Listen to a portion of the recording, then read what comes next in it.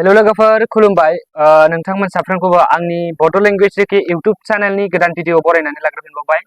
स' लोगोफोर गोबां दिन जाबायमोन आं भिडिअ लाबोयैया गोबां प्रब्लेम जाना दंमोन बेनिखायनो स' दिनै दा बे समाव बे भिडिअआबो जागोन भारतनि सिङाव थानाय जे हादरसाफोरनि खेंफोरथि बे लास्ट जासिगोन थार्ड भिडिअ। स' सेकेन्ड भिडिअ थांखांबायमोन नाथाय थार्ड भिडिअआ फैनायाव एसे लेट जाबाय, गोबाङैनो लेट जाबाय। स' आइ एम स' सरि।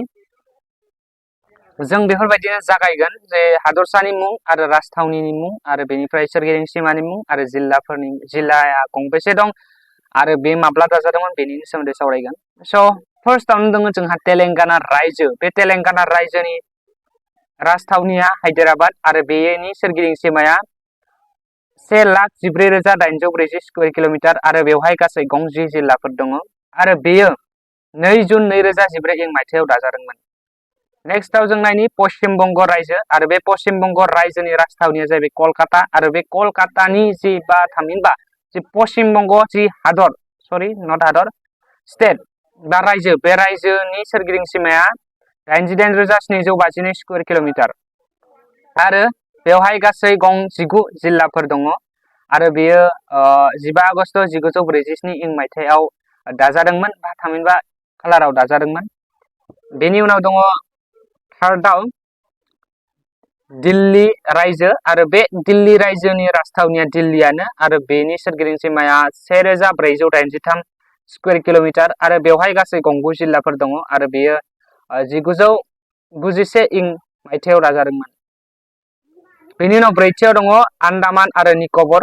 बे आन्दामान आरो निकबर रायजोनि जि राजथावनि, बे राजथावनिया पर्ट ब्लेयार आरो बेनि सोरगिदिं सिमाया 8,249 स्कुवेर किल'मिटार आरो बेवहाय गासै 3 जिल्लाफोर दङ आरो बेयो 1 नभेम्बर 1956 खालाराव दाजादोंमोन।